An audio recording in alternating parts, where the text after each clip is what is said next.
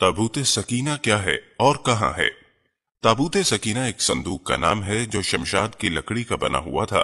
इस संदूक में हजरत मूसा अलैहिस्सलाम का असा और उनकी जूतियां, हजरत हारून अलैहिस्सलाम का अमामा, हजरत सुलेमान अलैहिस्सलाम की अंगूठी, तौरात की तख्तियों के चंद टुकड़े, कुछ मनुसलबा और अंबिया की सूरतों के खुलिये वगैरह मौजूद थे। बनी इसराइल में ये संदूक बड़ा ही मुकद्दस और बाबरकत समझा जाता था।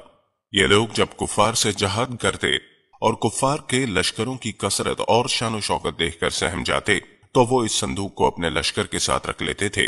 इस संदूक से रहमतों और बरकतों का ऐसा ज़हूर होता कि उनके दिलों में सुकून और इत्मीनान पैदा हो जाता और उनके लरसते हुए दिल पत्थरों की चट्टानों से ज्यादा मजबूत हो जाते। आसमान से फतेह और नुसरत नाजिल होती और ये जंग में फतेहयाब हो जाते थे। बनी इसराइल में जब कोई इख्तलाफ पैदा होता तो ये लोग इसी संदूक से फैसला कराते थे। संदूक से फैसले की आवाज सुनी जाती थी। अलगर्ज ये संदूक जो तारीख में ताबूत सकीना के नाम से मशहूर है, बनी इसराइल में अल्लाह की रहमत व बरकत और फतेह के नजूल का निहायत मुकद्दस और बेहतरीन जरिया समझा जाता था। मगर जब बनी इसराइल इस तरह के गुनाहों में मुब्तला हो गए और उनकी सरकशी और बदआमालियां अपने अरूज पर पहुंच गईं, तो उन पर अल्लाह का अजाब नाजिल हुआ। कुफार की कौम अमालिका ने एक बहुत बड़े लश्कर के साथ इन लोगों पर हमला कर दिया। इन काफिरों ने बनी इसराइल का कत्लेआम करके उनकी इमारतों को तोड़ फोड़ कर सारे शहर को तहस नहस कर डाला और इस मुकद्दस संदूक को भी उठा कर ले गए। कौम अमालिका के कुफार ने इस मुकद्दस संदूक को निजासत के गंदे कूड़े खाने में फेंक दिया। इस बेअदबी का अमालिका के कुफार पर यह वबाल पड़ा कि ये लोग तरह तरह की बीमारियों और बलाओं में मुब्तला हो गए, जिससे कौम अमालिका का शहर बिल्कुल बर्बाद और वीरान हो गया। यहाँ तक कि इन काफिरों को यकीन हो गया कि इस मुकद्दस संदूक की बेअदबी का अजाब हम पर नाजिल हुआ है। तो इन काफिरों की आंखें खुल गईं। चुनाचे उन्होंने इस संदूक को एक बैलगाड़ी में रखकर इन बैलों को बनी इसराइल की बस्तियों की तरफ हाँक दिया। हजरत शमूएल अलैहिस्सलाम जब नबूवत से सरफराज किए गए तो उनके जमाने में कोई बादशाह नहीं था। बनी इसराइल की कौम ने आपसे दरखास्त की कि आप किसी को हमारा बादशाह बना दीजिए। आप अलैहिस्सलाम ने हुक्म खुदाबंदी के मुताबिक हजरत तालूत अलैहिस्सलाम को बादशाह बना दिया, जो बनी इसराइल में सबसे ज्यादा ताकतवर और सबसे बड़े आलिम थे, लेकिन बहुत ही गरीब और मुफलिस थे। बकरियों की चरवाही करके जिंदगी बसर करते। इस पर बनी इसराइल को एतराज हुआ कि तालूत का ताल्लुक शाही खानदान से नहीं है, लिहाजा ये हमारा बादशाह कैसे हो सकता है। इससे ज्यादा तो बादशाहत के हकदार हम लोग हैं, क्योंकि हम लोग शाही खानदान से ताल्लुक रखते हैं। एक गरीब और मुफलिस इंसान भला तख्त शाही के लायक क्यों कर हो सकता है। बनी इसराइल के इन एतराजात का जवाब देते हुए हजरत शमूएल अलैहिस्सलाम ने तकरीर फरमाई, इसका तयन मेरी तरफ से नहीं, बल्कि ये तो अल्लाह का हुक्म है जिसने उसे बादशाहत के लिए चुन लिया है। फिर जाहिरन भी वो तुम में बड़ा आलिम और कवि ताकतवर, शकील और जमील, शुजा और बहादुर और लड़ाई के फनून से पूरी तरह वाकिफकार है।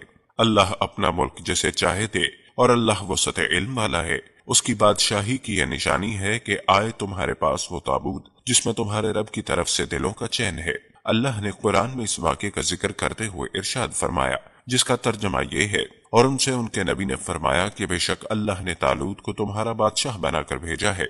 बोले कि हम पर उसे बादशाही क्यों कर होगी, और हम उससे ज्यादा सल्तनत के मुस्तहिक हैं, और उसे माल में भी वसत नहीं दी गई। फरमाया कि उसे अल्लाह ने तुम पर चुन लिया है और उसको इल्म और जिस्म में कुशादगी ज्यादा है, और अल्लाह अपना मुल्क जिसको चाहे अता फरमा दे, और अल्लाह वसत वाला इल्म वाला है। और उनसे उनके नबी ने फरमाया कि इस बादशाही की निशानी ये है कि आए तुम्हारे पास वो ताबूत जिसमें तुम्हारे रब की तरफ से दिलों का चैन है, और हजरत मूसा और हारून के तुर्का की बची हुई चीजें हैं जिनको फरिश्ते उठा कर लाए हैं। बेशक इसमें तुम्हारे लिए बहुत बड़ी निशानी है अगर तुम ईमान रखते हो। सूरह अल बकरा। चुनाचे थोड़ी ही देर में फरिश्ते आसमान और जमीन के दरमियान इस ताबूत को उठाए हुए सब लोगों के सामने आए और हजरत तालूत के सामने लाकर रख दिया।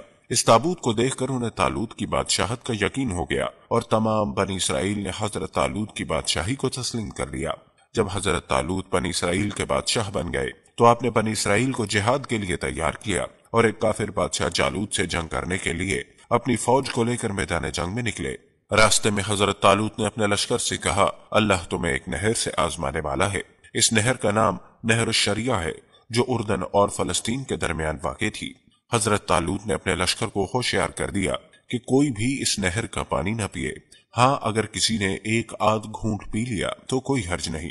لیکن لشکر جب اس نہر کے قریب پہنچا تو پیاس کی شدت سے لشکر کے لوگ نہر پر جھک پڑے اور پیٹ بھر کر پانی پی لیا، مگر ان میں کچھ لوگ پختہ ایمان والے بھی تھے جنہوں نے اس نہر کا پانی نہیں پیا، اور اگر پیا بھی تو ایک آدھ گھونٹ۔ لیکن جنہوں نے پیٹ بھر کر پانی پیا ان کی پیاس تو بجھ گئی، لیکن وہ جنگ کرنے کے قابل نہیں رہے۔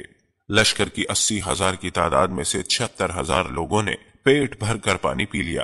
ان کی نافرمانی کا یہ اثر ہوا کہ ان کی ہمت پست ہو گئی اور انہوں نے نہایت بزدلانہ پن سے جہاد سے انکار کر دیا، اور دشمن کی زیادتی نے انہیں خوفزدہ کر دیا۔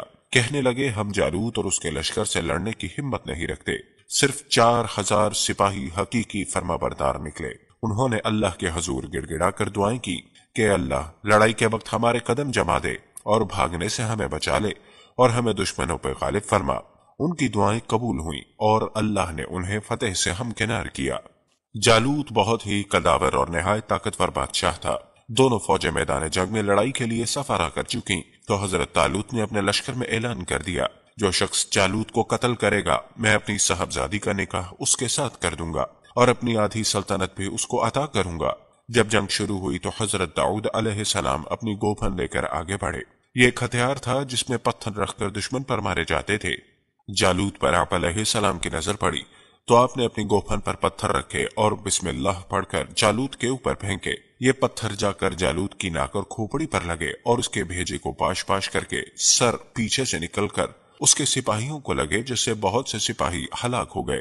جالوت کے مرتے ہی اس کے لشکر کی ہمت ٹوٹ گئی اور اس کے لشکر میں بھگدڑ مچ گئی۔ حضرت داؤد علیہ السلام جالوت کی لاش کو گھسیٹتے ہوئے لائے اور اپنے بادشاہ حضرت طالوت کے سامنے ڈال دیا۔ اس پر حضرت طالوت اور بنی اسرائیل بے حد خوش ہوئے۔ جالوت کے قتل ہو جانے کے بعد اس کا لشکر بھاگ نکلا اور حضرت طالوت کو فتح مبین حاصل ہوئی۔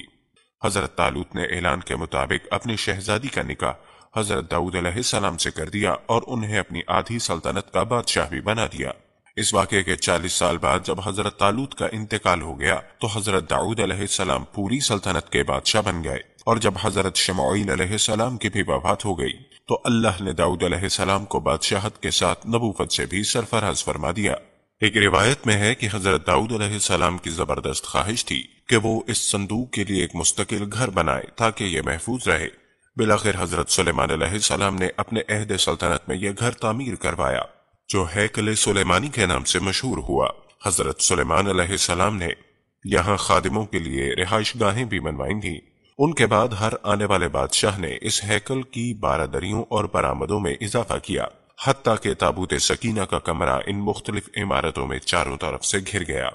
895 قبل مسیح میں جب ایک سفاک اور ظالم بادشاہ بخت نصر نے بنی اسرائیل پر حملہ کیا تو دوسری عمارتوں کے ساتھ ہیکل سلیمانی کو بھی تباہ و برباد کر دیا۔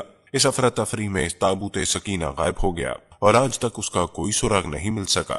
اگر آپ کو ہماری یہ ویڈیو اچھی لگی ہو تو اس ویڈیو کو لائک اور اپنے دوستوں کے ساتھ فیس بک اور واٹس ایپ پر ضرور شیئر کیجیے گا، اور ابھی تک اگر آپ نے ہمارے اس چینل کو سبسکرائب نہیں کیا تو ضرور سبسکرائب کر لیجیے گا اور بیل آئیکن کو کلک کرنا مت بھولیے گا تاکہ ہماری ویڈیوز سب سے پہلے آپ تک پہنچتی رہیں۔ Thanks for watching.